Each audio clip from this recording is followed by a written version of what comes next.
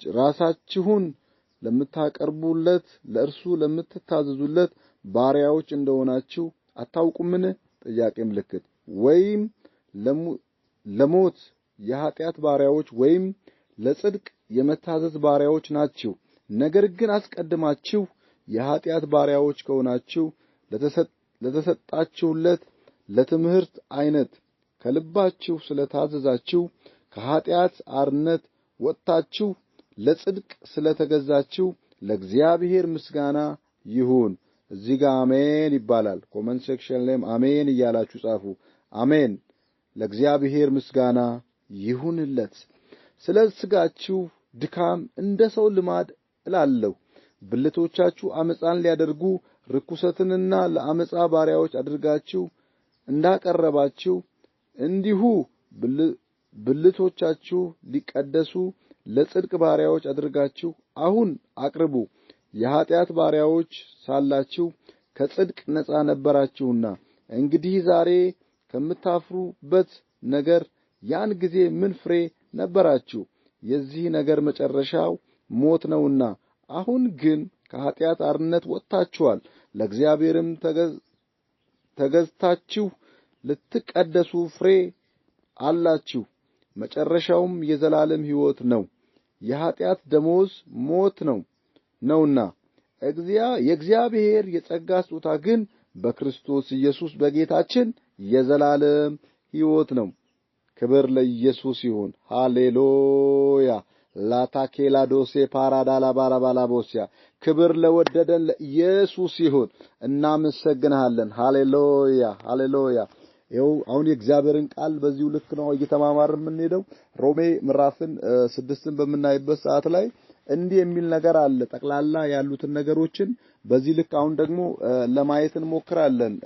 እየተናገረ ያለው የሮሜ መጽሐፍ ከኃጢአት ተላቀናል፣ ወደ ኋላ መመለስ አያስፈልግም ይላል። አንድ ሰው ከኃጢአት ከተላቀቀ አስቀድሞ በኃጢአት ውስጥ ያለ አስቀድሞ በኃጢአት ቀንበር ውስጥ ያለ አስቀድሞ በኃጢአት ማንነት ውስጥ ያለ ሰው ከኃጢአቱ ከተላቀቀ በኋላ ወደ ኋላ መመለስ እንደማያስፈልገው ይናገራል። ከኃጢአት ተላቀናል፣ ወደ ኋላ መመለስ አያስፈልገንም ስንል ምን ማለታችን ነው? በክርስቶስ ኢየሱስ አንድ ጊዜ ሕይወትን አግኝተናልና ተመልሰን ደግሞ እሪያ ወደ ክፋቱ እንደሚሄድ ወደዚያ መመለስ የለብንም። ጸንተን ለዘላለም መኖር አለብን የሚለውን ነገር አበክሮ ይህ ክፍል ሮሜ 6 ያሳየናል። ሌላው ደግሞ ዋና የሰውነት ክፍሎች የምንላቸው ዋና ሰውነት የሰውነትና ለኃጢአት ኃጢአትን ይቅርታ እዚህ ጋር ዋና ሰውነትን ለኃጢአት የሚያገቡ ብልቶች ተብሎ ይተጻፉት አሉ። ዋና በቃ ሰውነትን ለኃጢአት የሚያገቡ ብልቶች እነኛ ምንድናቸው ብለን በምናይበት ሰዓት ላይ መጽሐፍ ቅዱሳችን እንደሚናገረው በዚህ ስፍራ ላይ እንመለከታለን። 12ኛው ቁጥር ላይ እንዲህ የሚል ነገር አለ። እንግዲህ ለምኞታችሁ እንዳትታዘዙ በሞተ ሥጋችሁ ኃጢአት አይንገስ ይላል። እንግዲህ ለምኞታችሁ እንዳትታዘዙ በሚሞት ሥጋችሁ ኃጢአት አይንገስ፣ ብልቶቻችሁንም የአመፃ ጦር ዕቃ አድርጋችሁ ለኃጢአት አታቅርቡ። በቃ ዋና ሰውነትን ኃጢአት ላይ የሚያገቡ ብልቶች የሚባሉ ነገሮች ምንድናቸው ማለት ነው? ብልቶቻችሁ የአመፃ ጦር አድርጋችሁ ለኃጢአት አታቅርቡ። ለኃጢአት ማቅረብ እሱ ምንድነው ማለት ነው? ዋናው ኃጢአት ነው ማለት ነው። ለኃጢአት ማቅረብ አታቅርቡ ይላል ሐዋርያ ጳውሎስ ሲናገር። ብልቶቻችሁን የአመፃ ጦር ዕቃ አድርጋችሁ ለኃጢአት አታቅርቡ፣ ነገር ግን ከሙታን ተለይታችሁ በሕይወት እንድትኖሩ ራሳችሁን ለእግዚአብሔር አቅርቡ ይልና ብልቶቻችሁንም የጽድቅ ጦር ዕቃ አድርጋችሁ ለእግዚአብሔር አቅርቡ። አሁን እዚህ ጋር ዋና የኃጢአት መሳሪያ ሆኖ በሰዎች ላይ እየሰራ ያለው የሰውነት ክፍል ብልት ነው። ብልቶቻችን እና እነኛ ናቸውና እነኚህ ነገሮች ደግሞ ብልቶቻችን ለኃጢአት መሳሪያ አድርገን ከተጠቀምን ዕቃ ጦር አድርገን ከተጠቀምን የሚያመጡ ነገሮች ምንድናቸው ከተባለ አንድ ሰው በዚህ ልክ ላይ ራሱን የማይመልስ ከሆነ ምን ውስጥ ይገባል ማለት ነው? ኃጢአት ውስጥ ይገባል ማለት ነው። አንድ ሰው ደግሞ ኃጢአት ውስጥ ከገባ ምን ይሆናል ማለት ነው? ሲደመር የኃጢአት ባሪያ ይሆናል። በመጀመሪያ አንድ ሰው ኃጢአት ላይ ይገባል። ኃጢአት ላይ ከገባ ኃጢአት ላይ የገባ ሰው ለዛ ለገባበት ነገር ምንድነው? ባሪያ ነው። ከዚያ በኋላ የዘላለም ሞት ነው የሚያገኘው ማለት ነው። በዚሁም ደግሞ በተቃራኒው ልክ ደግሞ እነኚህ ዋና ዋና የሰውነት ክፍል የሚባሉትን ነገሮች ደግሞ እነኚህ ብልቶቻችን ደግሞ ጠብቀን በጽድቅ በቅድስና ካኖርን ደግሞ ምንድነው የሚሆነው? ጽድቅ ነው የሚመጣው። ጽድቅ ሲደመር ደግሞ ባሪያ የዘላለም ሕይወትን ይሰጠናል። ለዚህ ነው ክርስቲያን ኃጢአትን የማሸነፍ ድል የማድረግ ኃላፊነት ይጠበቅበታል ጳውሎስ አበክሮ ይናገራል። አንድ ክርስቲያን ኃጢአትን የማሸነፍ ወይም ደግሞ ኃጢአትን ድል የማድረግ ኃላፊነት ይጠበቅበታል ብሎ የሚናገረው እና እዚህ ጋርም ደግሞ ይሄንን ነገር ደግሞ ግንዛቤ ይሰጣል። በጣም ግንዛቤን ይሰጣል። ለሚያስፈልገውም ነገር ደግሞ ምንድነው ከተባለ መገዛት ያለበት ነገር ይሄ ነው ይላል። ኃጢአትን ማድረግ የለበትም ብሎ ሐዋርያ ጳውሎስ በደንብ ይናገራል። አንድ ክርስቲያን በቃ ኃጢአትን ማድረግ የለበትም፣ ኃጢአትን ማሸነፍ አለበት የሚለውን ነገሮች አበቁ። ብልቶቻችሁን የአመጻ ጦር መሳሪያ አድርጎ ማቅረብ አያስፈልግም። ብዙ አይነት ብልቶች አሉ። እነኛን ብልቶቻችን ምን ማድረግ አለብን? መጠበቅ አለብን። ሌላው ከዚህ ጋር ተያይዞ በሮሜ ምዕራፍ 6 ላይ ካለው ነገር ላይ የተቀመጡ አንዳንድ ነገሮችን አያለው። እግዚአብሔርን አለመታዘዝ፣ እዚህ ጋር እግዚአብሔርን አለመታዘዝ የታወቀ ኃጢአት እንደሆነ የተቀመጠበት ሁኔታ አለ። ያለመታዘዙ ግን ከግንዛቤ ማለት ነው። አለመታዘዝ ግን የታወቀ ኃጢአት ነው። ኃጢአት ከምንላቸው የመጀመሪያ ነገር ደግሞ ምንድነው? ለእግዚአብሔር አለመታዘዝ፣ ፈቃዱን አለማድረግ። አንድ ክርስቲያን በትክክል በግንዛቤ ማወቅ ማድረግ ያለባቸው ነገሮች አሉ። አንድ ክርስቲያን በትክክል በግንዛቤ በቃ አውቆ ማድረግ ያለባቸው ነገሮች አሉ። አንደኛ ከኃጢአት ባርነት መላቀቃቸውን ማጣራት አለበት። አንድ ክርስቲያን ከሆነ በግንዛቤ በትክክል ማወቅ ያለባቸው ነገሮች ናቸው እነኚህ። አንድ ክርስቲያን ነው ተብሎ በክርስትና ሕይወት ውስጥ ካለ ማወቅ ያለበት ነገር አንደኛ ምንድነው ማለት ነው? ከኃጢአት ባርነት መላቀቁን ማጣራት መቻል አለበት። እኔ እየሄድኩበት ያለሁበት አካሄድ፣ አረማመዴ፣ የትኛውም ነገር ዋቴቨር እንዴት ነው? እግዚአብሔርን ደስ የሚያሰኝ ነገር ነው ወይ? እግዚአብሔር የሚከብርበት ሕይወት ነው ወይ በኔ ላይ ያለው? ከኃጢአት ባርነት ተላቅቄ ነው ያለሁት? እንዴት ነው ያለሁት? የኔ ሚዛኔ ሲመዘን ወዴት ነው ያለው? ወደ ጽድቅ ነው ያለሁት? ወደ ኃጢአት ውስጥ ነው ያለሁት? ወዴት ነው ያለሁት የሚለውን ነገር አውቆ ራሱን ማወቅ መቻል ማጣራት መቻል እንዳለበት ይሄ ክፍል ይናገራል እና ማጣራት መቻል አለበት። ይሄ ደግሞ የአንድ ጊዜ ሳይሆን የሁሉ ጊዜ ተግባር መሆን አለበት። ዴይ ቱ ዴይ በምናደርገው እንቅስቃሴ ላይ ማሰብ መቻል አለብን፣ መጸለይ መቻል አለብን። እግዚአብሔር አካሄደ እንዴት ነው? እርምጃዬ እንዴት ነው? አንተ የምትከብርበት አንተ የምትደሰትበት ነው ወይ? ምናልባት እንኳን እያወቅኩ በድፍረትም ሳላውቅ በስተት የበደልኩ ነገር ካለ ኃጢአቴን ይቅር በል እያለ ራሱን በእግዚአብሔር ፊት ሚዛን ላይ ያስቀመጠ መንቀሳቀስ አለበት። ሌላኛው ሮሜ 6:6 ላይ ስናይ ሮሜ 6:6 ላይ አንድ ክርስቲያን በሕይወቱ ኃጢአት እንዳያስቀጥል ልምዶችን ማስቆም መቻል ፈጽሞ ማስቆም መቻል አለበት። ያን ያወራ 6 አንድ ክርስቲያን በቃ በሕይወቱ ላይ ኃጢአትን እንዳያስቀጥል ኃጢአት በሕይወቱ ላይ ካለ ያንን ፓርት ቆርጦ መጣል መቻል አለበትና ከዚያ በኋላ መራመድ ያለበት ከማን ጋር ነው? ከእግዚአብሔር ጋር ነው። በሕይወቱ ኃጢአትን እንዳያስቀጥል ልምምዶች የኃጢአት ልምምዶች የሚባሉ ነገሮች አሉ። የምናደርጋቸው ኤክሰርሳይዝ ወደ ኃጢአት መንደር የሚመራ ነገሮች አሉ፣ ልምምዶች አሉ። እነኛ ልምምዶችን ማስቆም መቻል እንዳለብን ሐዋርያ ጳውሎስ በዚህ ስፍራ ላይ ይናገራል። እና ይሄንን ማድረግ የማንችል ከሆነ የኃጢአት ልምምዶችን ማስቆም የማንችል ከሆነ በሕይወታችን ላይ የሚያመጣው ምንድነው ብለን ካሰብን የኃጢአት ዋጋው ሞት ነው። የኃጢአት ዋጋ ሞት ነው። ከኃጢአት ጋር ተያይዞ ሁለት አይነት ሰዎች አሉ። አሁንም ማየት ያለብን ነገሮች ምንድነው ማለት ነው? የኃጢአት ዋጋ ምንድነው ብለናል? ሞት ነው ብለናል። እግዚአብሔር ከዚህ ይሰውረን፣ እግዚአብሔር ይጠብቀን፣ እግዚአብሔር ፊቱን በእኛ ላይ ያብራለን። የኃጢአት ዋጋ ምንድነው ማለት ነው? ሞት ነው። ከኃጢአት ጋር ተያይዞ ሁለት አይነት ሰዎች አሉ ብለን ቅድም አስቀምጠናል። ይህን ነገር በምናይበት ሰዓት ላይ ሁለት ሰዎች አሉ ብለን በምንልበት ሰዓት ላይ አንዳንድ ሰዎች ምን ይላሉ? ከዚህ ከኃጢአት ጋር ተያይዞ የሚናገሩት ነገር አለ። ይህ የጸጋ ዘመን እንጂ የኃጢአት ዘመን አይደለም የሚሉ አሉ። ይህ የጸጋ ዘመን ነው፣ በቃ አንዴውን በጸጋ ድለናልና እንደፈለገን ኃጢአትን ብንሰራ እንደፈለገን ብንሆን አንዴ በቃ በጸጋ ዘመን ውስጥ ነው ያለው ድነናል ኃጢአት ወደኛ አያገኝም ብለው የሚያስተምሩ ደግሞ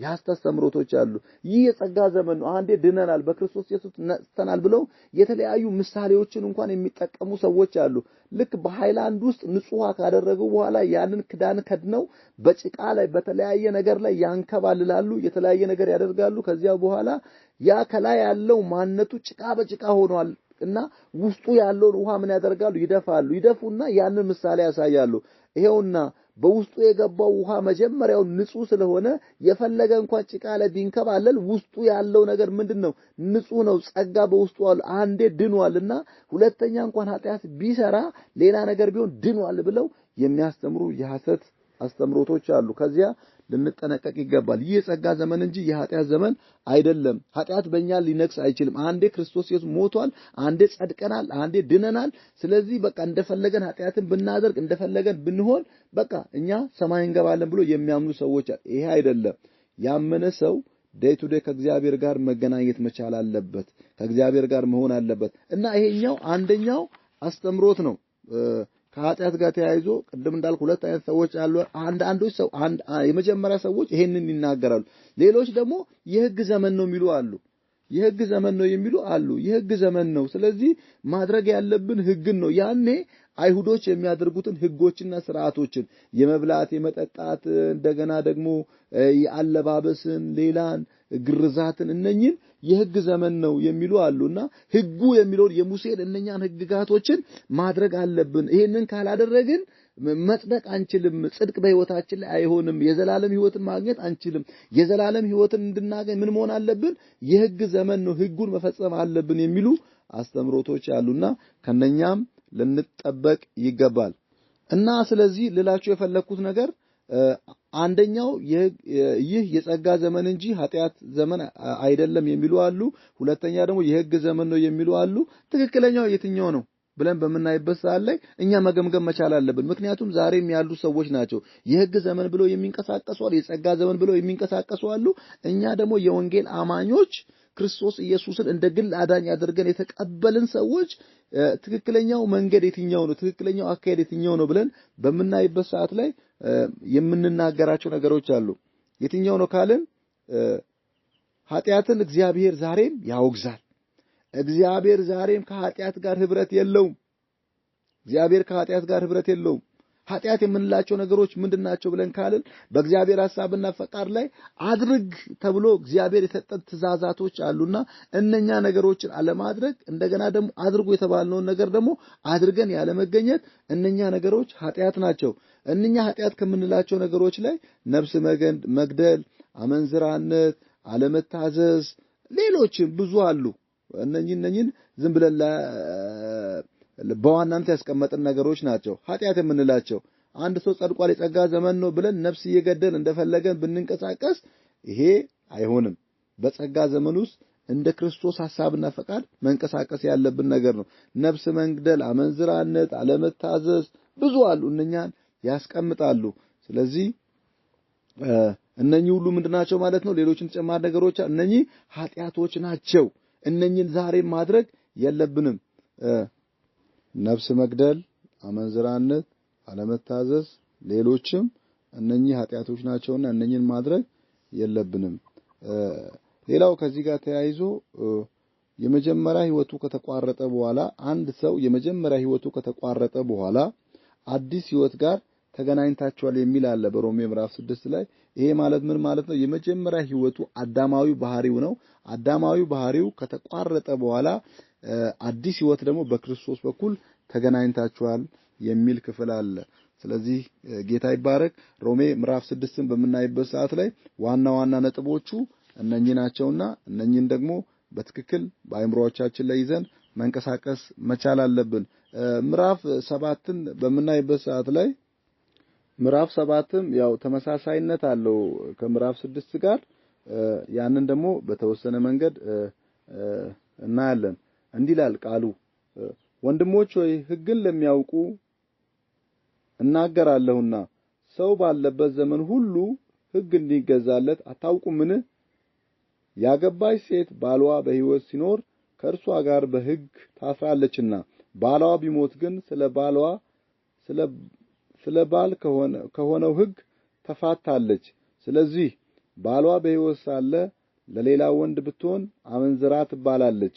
ባሏ ቢሞት ግን ከሕጉ አርነት ወጥታለችና ለሌላ ወንድ ብትሆን አመንዝራ አይደለችም። እንዲሁ ወንድሞች ሆይ እናንተ ደግሞ በክርስቶስ ሥጋ ለሕግ ተገድላችኋልና ለእግዚአብሔር ፍሬ እንድናፈራ እናንተ ለሌላው ከሙታን ለተነሳው ለእርሱ ትሆኑ ዘንድ ኢየሱስ ጌታ ነው። በሥጋ ሳለን በሕግ የሚሆን የኃጢአት መሻት ለሞት ፍሬ ሊያፈራ ብልቶቻችሁ ይሠራ ነበርና አሁን ግን ለእርሱ ለታሰርንበት ስለ ሞት ከሕግ ተፈተናል። ስለዚህ በአዲሱ መንፈስ ኑሮ እንገዛለን እንጂ በአሮጌው በፊደል ኑሮ አይደለም። እንግዲህ ምን እንላለን? ሕግ ኃጢአት ነውን? አይደለም። ነገር ግን በሕግ ባይሆን ኃጢአት ባላወቅሁ ነበር። ሕጉ አትመኝ ባለለ ምኞትን ባላወቅሁም ነበር። ኃጢአት ግን ምክንያት አግኝቶ ምኞትን ሁሉ በትእዛዝ ሰራብኝ። ኃጢአት ያለ ሕግ ሞት ነውና እኔም ድሮ ያለ ሕግ ሕያው ነበሩ። ትእዛዝም በመጣ ጊዜ ግን ኃጢአት ሕያው ሆነ፣ እኔም ሞትሁ። ለሕይወት የተሰጠኝ ትእዛዝ እርሷም ለሞት ሆና አገኘኋት። ኃጢአት ምክንያት አግኝቶ በትእዛዝ አታሎኛልና በእርሷም ገሎኛልና። ስለዚህ ሕጉ ቅዱስ ነውና ትእዛዝቱም ቅድስት፣ ጻድቅት፣ በጎም ናት። እንግዲህ በጎ የሆነውን ነገር ለኔ ሞት ሆነብኝ አይደለም፣ ነገር ግን ኃጢአት ሆነ። ኃጢአትም በትእዛዝ ምክንያት ያለ ልክ ኃጢአተኛ ይሆን ዘንድ ኃጢአትም እንዲሆን ይገለጽ ዘንድ በጎ በሆነው ነገር ለኔ ሞትን ይሰራ ነበር። ሕግ በመንፈሳዊ እንደሆነ እናውቃለንና እኔ ግን ከኃጢአት በታች ልሆን የተሸጥሁ የሥጋ ነኝ። የማደርገውም አላውቅምና የምጠላውንም ያን አደርጋለሁና። ዳሩ ግን የምወደውንም እርሱን አላደርገውም። የማልወደውንም ግን የማደርግ ከሆነው ሕግ መልካም እንደሆነ እመሰክራለሁ። እንደዚህ ከሆነ ያን የሚያደርገው አሁን እኔ አይደለሁም፣ በእኔ የሚያድር ኃጢአት ነው እንጂ በእኔ ማለት በሥጋዬ በጎ ነገር እንዳይኖር አውቃለሁ። ፈቃድ አለኝና መልካሙን ግን ማድረግ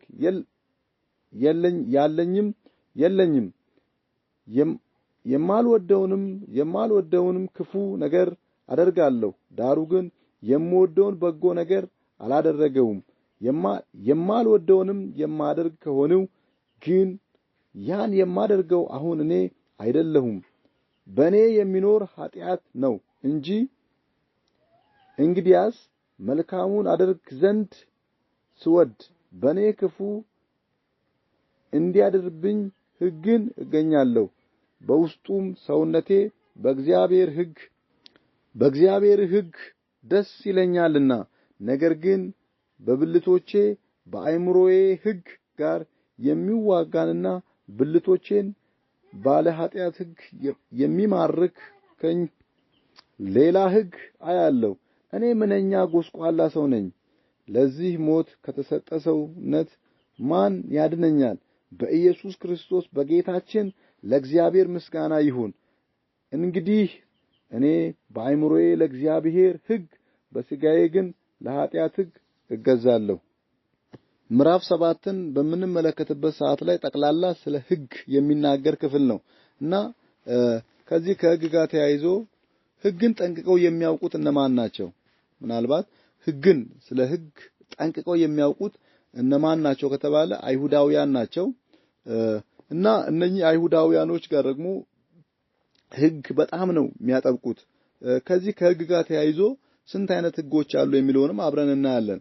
ህጎችን በመናይበት ሰዓት ላይ ወደ 3 አይነት ህጎች አሉ። ያም ህግ ምንድነው ማለት ነው? የመጀመሪያ የህሊና ህግ ነው። ሌላ ደግሞ የኦሪት ህግ ነው፣ የሙሴ ህግ ማለት ነው። 10ቱ ትእዛዛቶች እነኚህ ህግ ናቸው። ሌላ ደግሞ የክርስቶስ ህግ ነው። አንደኛ የህሊና ህግ ነው፣ ሁለተኛ የኦሪት ህግ ነው፣ ሶስተኛ ደግሞ የክርስቶስ ህግ ነው። እና በእነኚህ ህጎች መካከል ላይ አድርጉ አታድርግ የሚለውን ህሊና የሚፈቅድ አለ፣ እንደገና ደግሞ መጽሐፍ ቅዱሳችን የሚፈቅድ አለ። በዚሁ መጽሐፍ ላይ በመናይበት ሰዓት ላይ ምዕራፍ 7 ቁጥር 1 ላይ ይናገራል። እና አንዲት ሴት ይላል ለባሏ በህግ ስር ታስራለችና ሌላ ባል ማግባት አትችልም። ይሄ ህግ ነው።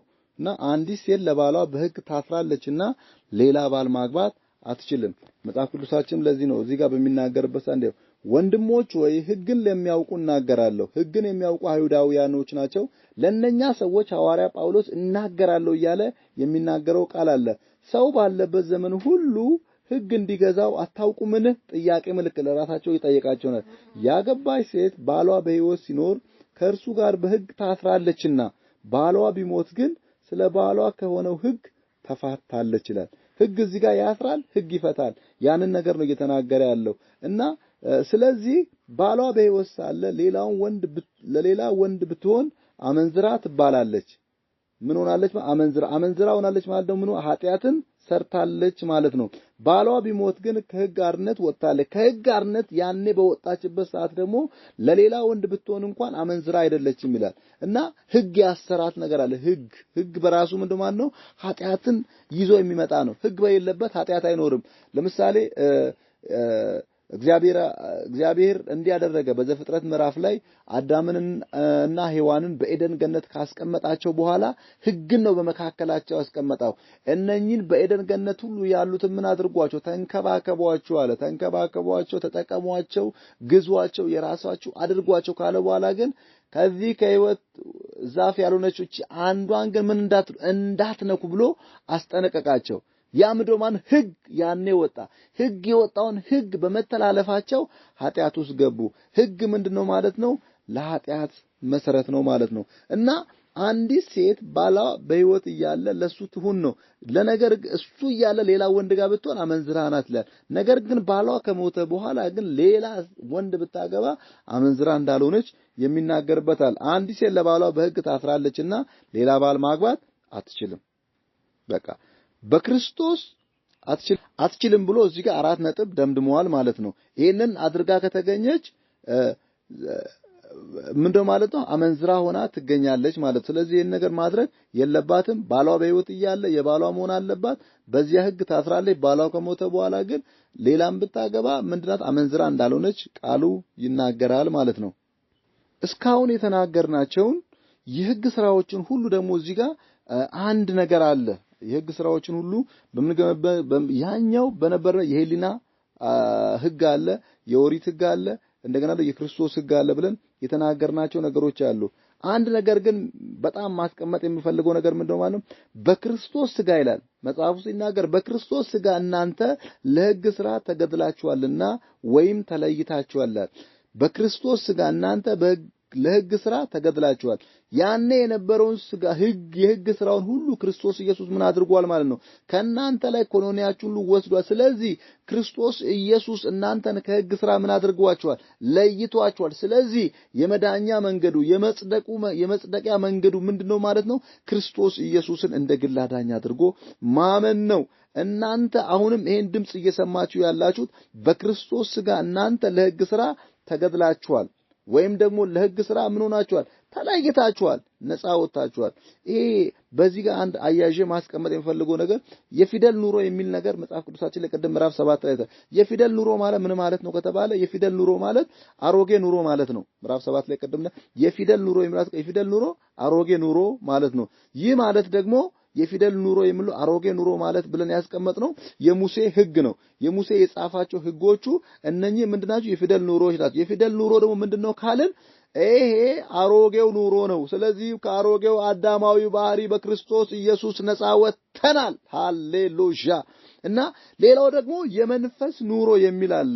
የመንፈስ ኑሮ የሚለው ደግሞ ምንድነው ካልን የፊደል ኑሮ አለ የመንፈስ ኑሮ አለ የመንፈስ ኑሮ የሚባለው የክርስቶስ ኑሮ ማለት ነው የክርስቶስ ኑሮ ማለት ደግሞ አዲስ የክርስቶስ ኑሮ ማለት ነው አዲስ በክርስቶስ ኢየሱስ ያገኘ ነው ይሄ አዲሱ የክርስቶስ ኑሮ ነው ማለት ነው ስለዚህ ይሄንን ሁሉ የፊደል ኑሮ ምንድነው ማለት ነው የፊደል ኑሮ አሮጌው ኑሮ ነው ይሄ አሮጌ ኑሮ ምን ማለት ነው የሙሴ ሕግ ነው ይሄ የሙሴ ሕግ አሮጌው ኑሮ የፊደል ኑሮ ሁሉ በአዲሱ ኑሮ ወይም ደግሞ በመንፈስ ኃይል ምን ሆኗል ተሽሯል ኢየሱስ ለዘላለም ጌታ ነው ዛሬም አንድ አዋጅ በዚህ መሃል አውጃለሁ ዛሬም በክርስቶስ ኢየሱስ አንድ አዋጅ አውጃለሁ የመንፈስን ኑሮ መኖር የምንችልበት ጸጋ በእኛ ላይ ይምጣ የመንፈስ ኑሮ የምንለው የክርስቶስ ኑሮ ነው ይሄ የክርስቶስ ኑሮ የምንለው ደግሞ አዲስ የክርስቶስ ህይወት ነው አዲስ የክርስቶስ ኑሮ ነው ይሄንን መኖር የምንችልበትን የመንፈስ ኑሮ መኖር የምንችልበትን ክርስቶስ ኢየሱስ ዛሬ ህይወታችን ያብራልን እላለሁ ዛሬም በኢየሱስ ስም ይሄ ህይወት በእኛ ህይወት ላይ ይገለጥ ከዚህ ጋር ተያይዞ ትንሽ ደግሞ እንደገና ስለ ኃጢአት አንድ ነገር አስቀምጬላችሁ ልለፍ ኃጢአት ግን ይልና አትመኝ የተባለውን ምክንያት በማድረግ ሞትን ጠራብኝ ይላል አያችሁ ኃጢአት ግን አትመኝ የተባለውን አሁን ያኔ በህግ ላይ በነበረበት ሰዓት ላይ ያመነዘረ ነው የሚለው አሁን ግን መጣና በዚህኛው በአዲስ ኪዳን ዘመን ወይም ደግሞ የክርስቶስን አካል ህይወትን በለበስንበት ሰዓት ላይ ኃጢአት ግን ይልና አትመኝ የሚለውን ነገር ጠበቅ አድርጎ መጣና የተባለውን ምክንያት በማድረግ ሞትን ሰራብኝ ይላል ሞትን ሰራብኝ ስለዚህ ኃጢአትን ማድረግ አያስፈልግም ኃጢአትን ማድረግ አይደለም መመኘት እንኳን እንደማያስፈልግ የምናየው ክፍል አለ